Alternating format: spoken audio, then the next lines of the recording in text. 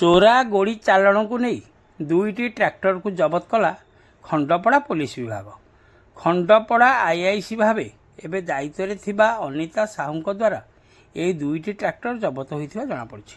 ଘଟଣାରୁ ପ୍ରକାଶ ଖଣ୍ଡପଡ଼ା ବ୍ଲକ ଅନ୍ତର୍ଗତ ସିଂଘାପଡ଼ା ଅଧୀନ ବେଡ଼ାଙ୍ଗି ବରଗଣ୍ଡ ଗ୍ରାମ ନିକଟରୁ ଖଣ୍ଡପଡ଼ା ପୋଲିସ ବିଭାଗ ପକ୍ଷରୁ ଭାରପ୍ରାପ୍ତ ଥାନାଧିକାରିଣୀ ଅନିତା ସାହୁଙ୍କ ନେତୃତ୍ୱରେ ଏକ ଟିମ୍ ସେଠାରୁ OD 02M 0512 ଏବଂ OD 25K 6486 ନମ୍ବର ଥିବା ଦୁଇଟି ଗୋଡ଼ି ବୋଝେଇ ଟ୍ରାକ୍ଟରକୁ ଆଜି ଦ୍ୱିପହରରେ ଜବତ କରିଛନ୍ତି।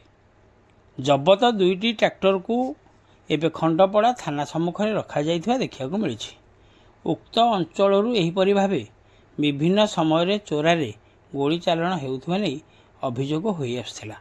ଅଭିଯୋଗକୁ ପାଥେୟ କରି ଆଜି ଖଣ୍ଡପଡ଼ା ପୋଲିସ ବିଭାଗ ପକ୍ଷରୁ ଏହି ଚଢ଼ାଉ କରାଯାଇଥିବା ସୂଚନା ମିଳିଛି। ଠିକ୍ ସେହିପରି ଗତ ସପ୍ତାହରୁ ନୟାଗଡ଼ ଜିଲ୍ଲା ମାଇନ୍ସ ବିଭାଗ ପକ୍ଷରୁ OD 02BY 9606 ନମ୍ବର ଥିବା ଏକ ଗୋଡ଼ି ବୋଝେଇ ହାଇୱାକୁ ଜବତ କରାଯିବା ସହିତ ଖଣ୍ଡପଡ଼ା ଥାନା ସମ୍ମୁଖରେ ରଖାଯାଇଛି। ଖଣ୍ଡପଡ଼ାରୁ ସନ୍ତୋଷ କୁମାର ସାହୁଙ୍କ ରିପୋର୍ଟ, ଖଣ୍ଡପଡ଼ା ଖବର।